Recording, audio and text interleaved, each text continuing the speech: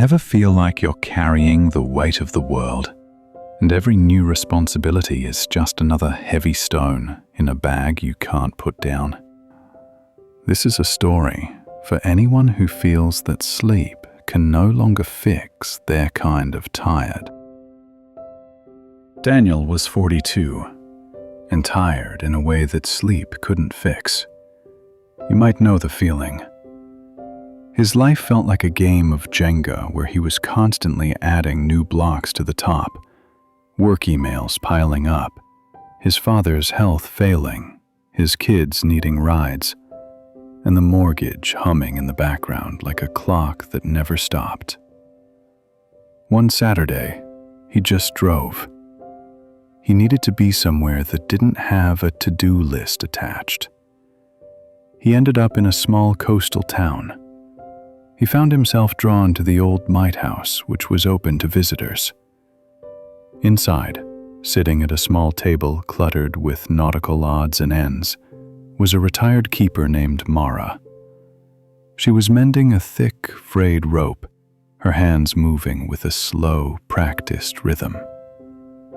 She looked up as Daniel walked in, and her eyes, clear as sea glass, seemed to see right through his polite smile to the knot of tension in his shoulders. "You're carrying something I can't see," she said, her voice calm and steady as the tides. Daniel let out a short, tired laugh. "Everything," he said, half joking, half confessing. Mara nodded slowly, as if this was the most common answer in the world. She stood, took a simple canvas bag from a hook on the wall, and handed it to him. "Humor me for an hour," she said, a gentle challenge in her eyes. "Walk the harbor. See those things you carry in your mind? Find something real to represent them.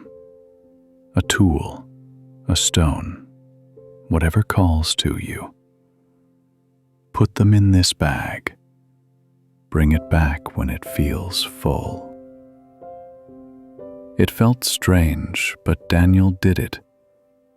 Along the bustling pier, he started to see his life in the objects around him. He found a loose brick from a weathered wall and put it in the bag. It felt solid, like the stability he craved for his family. He picked up a discarded coil of fishing line, connection to the people he loved.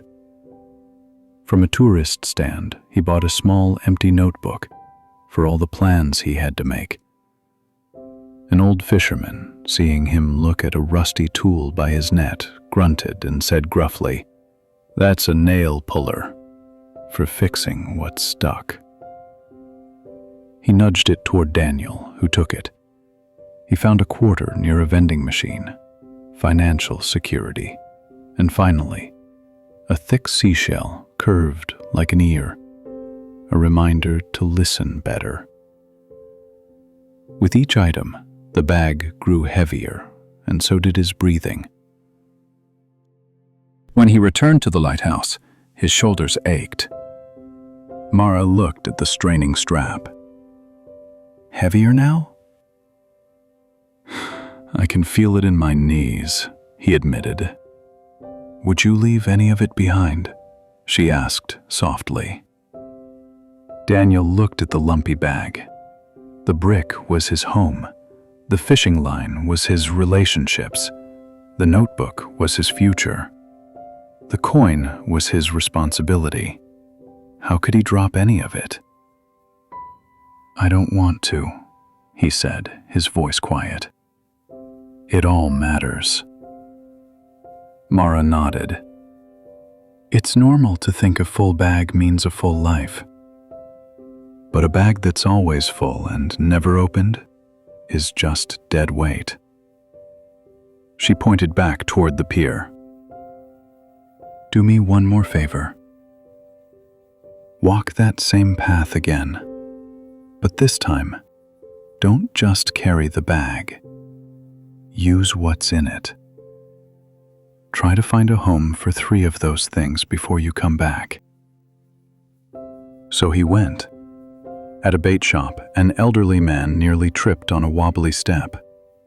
Without a second thought, Daniel took out the brick, slid it firmly under the loose board, and leveled it.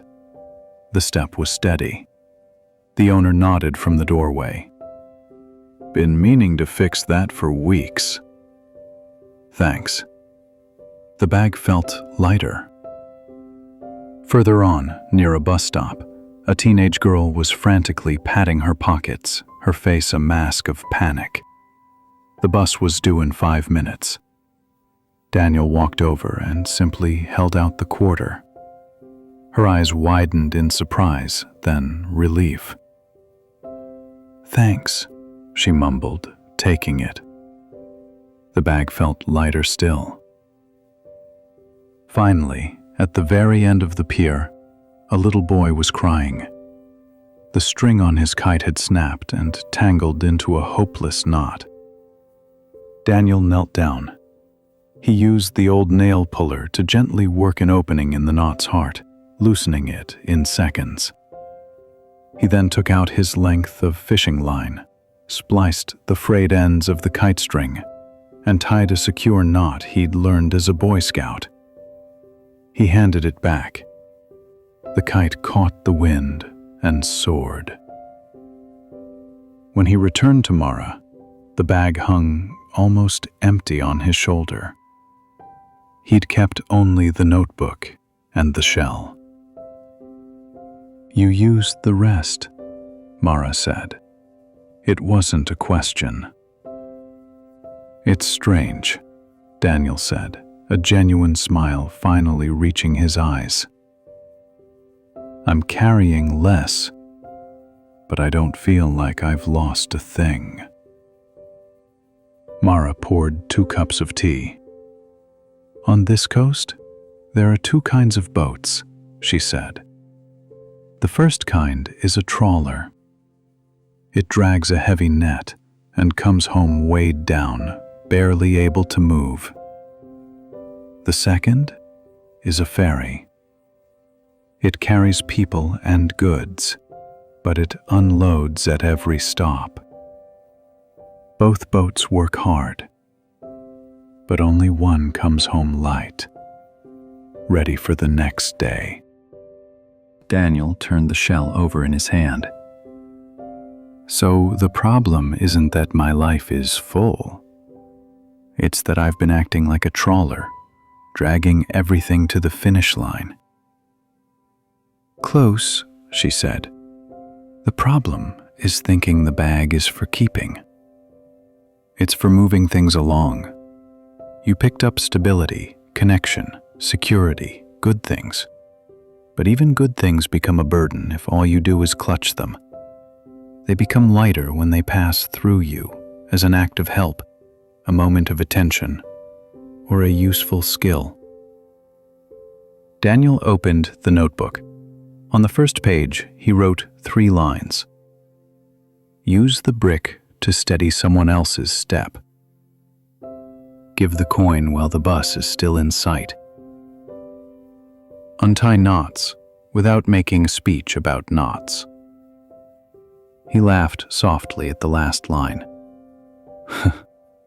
"I give a lot of speeches about knots," he admitted. "We all do," Mara replied with a smile.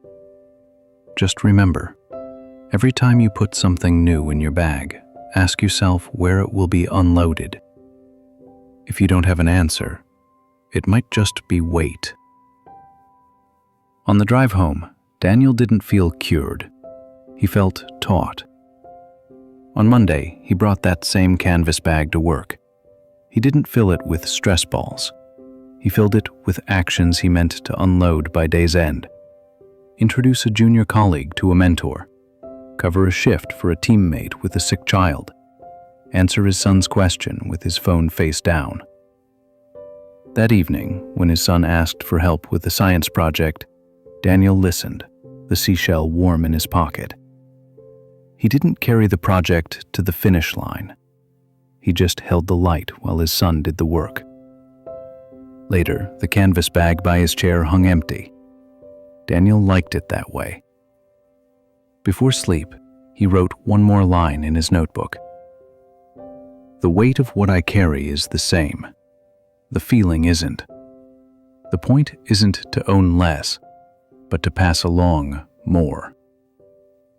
He closed the book and, for the first time in a long, long time, felt like he could breathe all the way down.